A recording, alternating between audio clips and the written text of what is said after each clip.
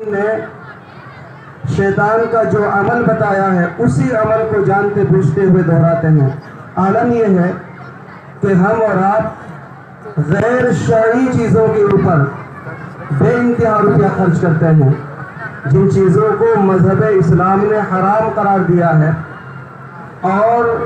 مسلمانوں کے تمام مسالک جن کی حرمت پر متفق ہیں،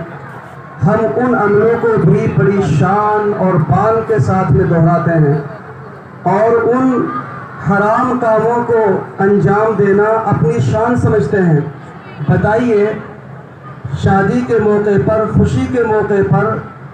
ڈی جے بجا کر کے خوشی کا اظہار کرنا، کیا یہ اسلام میں جائز ہے؟ یہ حرام ہے۔ آپ مسلمانوں کے کسی بھی عالم سے جا کر کے اگر پوچھیں کہ کیا مذہب اسلام میں ڈی جے بجانا، ڈانس کرنا، ناچنا اور گانے بجانا کرنا جائز ہے، تو آپ کو مذہب اسلام کا جانکار جس کے پاس معمولی بھی جانکاری ہے، وہ یہی کہے گا کہ یہ عمل حرام ہے۔ ہم خوشی کے موقع پر حرام کام کا ارتکاب کرتے ہیں، جبکہ رسول اکرم صلی اللہ علیہ وسلم خوشی کے موقع پر اللہ رب العالمین کا شکر ادا کرتے تھے، نماز شکرانے کی نماز ادا کرتے تھے، سجدہ شکر ادا کیا کرتے تھے، اور ہم اور آپ خوشی کے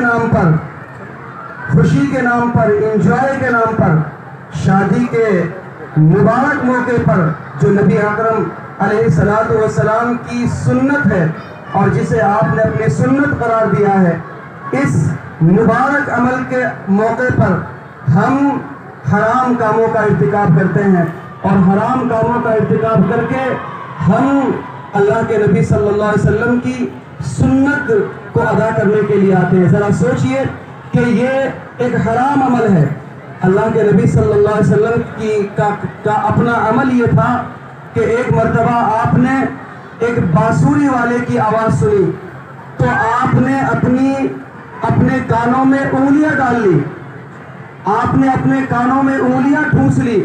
اور اس وقت تک آپ نے اپنے کانوں میں انگلیاں ڈالے رکھی جب تک کہ اس بانسری بجانے والے کی آواز آنی بند نہ ہو گئی۔ یہ اللہ کے نبی صلی اللہ علیہ وسلم کا عمل تھا، لیکن ہمارا عمل یہ ہے کہ ہم ڈی جے بجاتے ہیں،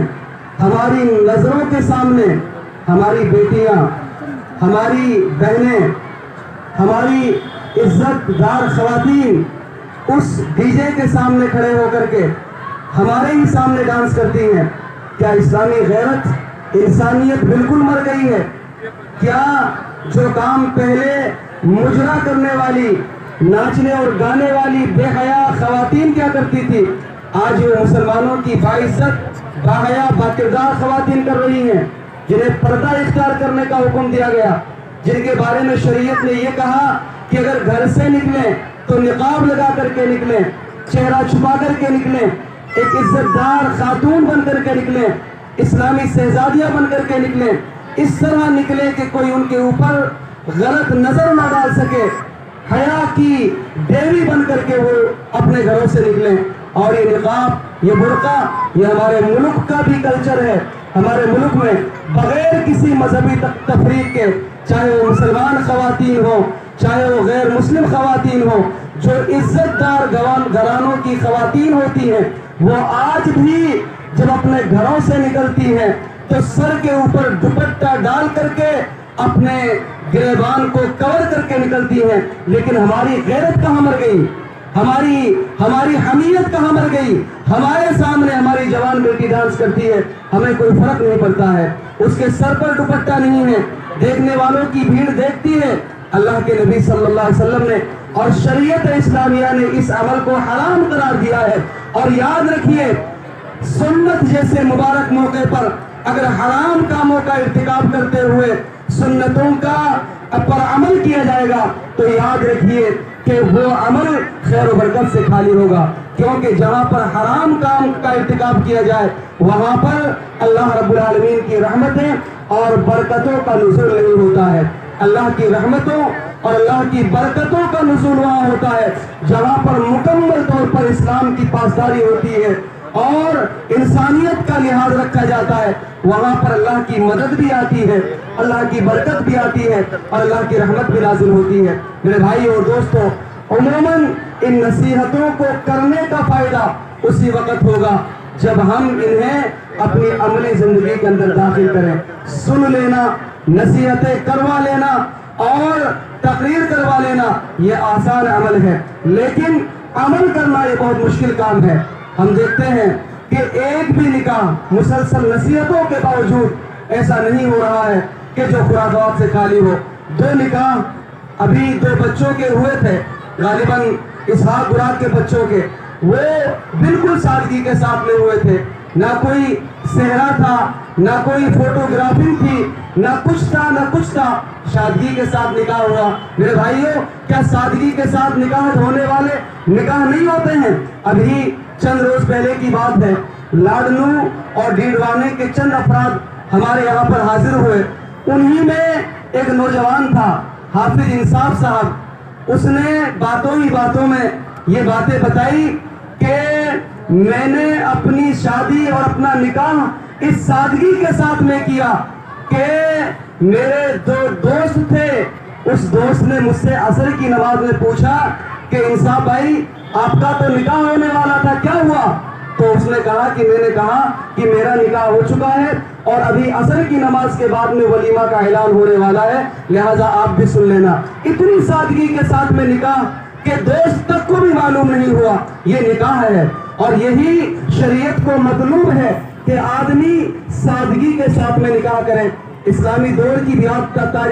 اسلامی دور کو یاد کیجئے، اللہ کے نبی صلی اللہ علیہ وسلم کے زمانے میں عبد الرحمن بن عوف نے نکاح کیا اور اللہ کے نبی صلی اللہ علیہ وسلم کو خبر تک نہیں ہوئی۔ آپ نے عبد الرحمن بن عوف کے اوپر جب زردی کے نشانات دیکھے تو آپ نے پوچھا کہ عبد الرحمن یہ زردی کے نشانات کیسے ہیں؟ تو انہوں نے کہا اللہ کے نبی صلی اللہ علیہ وسلم میں نے ایک انصاری خاتون سے شادی کر لی ہے۔ آپ صلی اللہ علیہ وسلم نے فرمایا کہ آپ نے بہت بہتر کیا، اور آپ ولیمہ کرو ولو بشاتن، چاہے ایک بکری ہی کیوں نہ ہو۔ آپ نے ولیمہ کرنے کی ترغیب دی۔ شادی کے نام پر صرف ولیمہ کا کھانا ہے، بارات کے کھانے کا کوئی تصور شریعت اسلامیہ میں موجود نہیں ہے، صرف ولیمے کا کھانا ہے کہ آدمی نکاح کرے اور پھر نکاح کے بعد میں ولیمہ کی دعوت دے، جس میں عام و خاص، غریب و امیر، دوست و احباب، ملنے اور جلنے والے، اپنے اور پرائے، مذہب اور غیر مذہب، جن کو آپ دعوت دے سکتے ہیں آپ دعوت دے کر کے بلائیں اور اپنی خوشی کا اظہار کریں۔ ہاں، نکاح کے معاملے میں یہ بات ضرور ہے کہ اللہ کے نبی صلی اللہ علیہ وسلم نے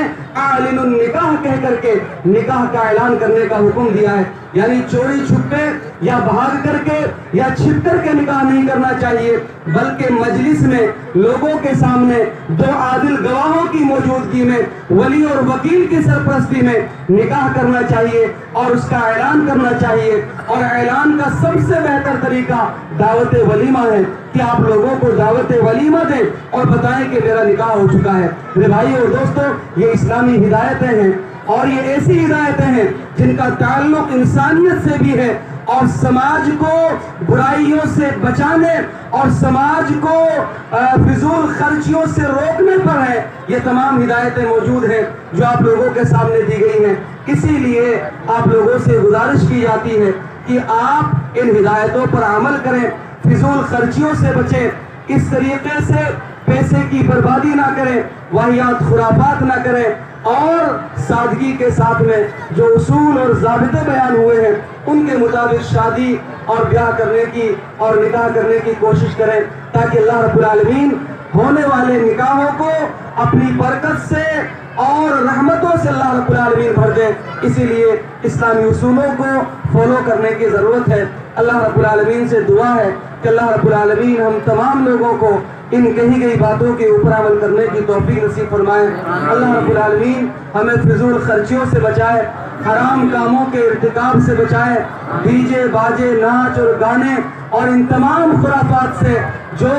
شریعت کا حصہ نہیں ہے، جنہیں شریعت نے حرام قرار دیا ہے۔ اللہ رب العالمین سے دعا کریں کہ اللہ تعالی ہمیں ایسی خرافات سے بچنے اور بچانے کی توفیق نصیب فرمائے۔ آج کی اس مجلس میں جو نکاح منعقد ہو رہا ہے، اللہ رب العالمین اس نکاح میں اور ان جوڑوں کے درمیان اس میں برکت پیدا فرمائے، اور ان جوڑوں کے درمیان اللہ رب العالمین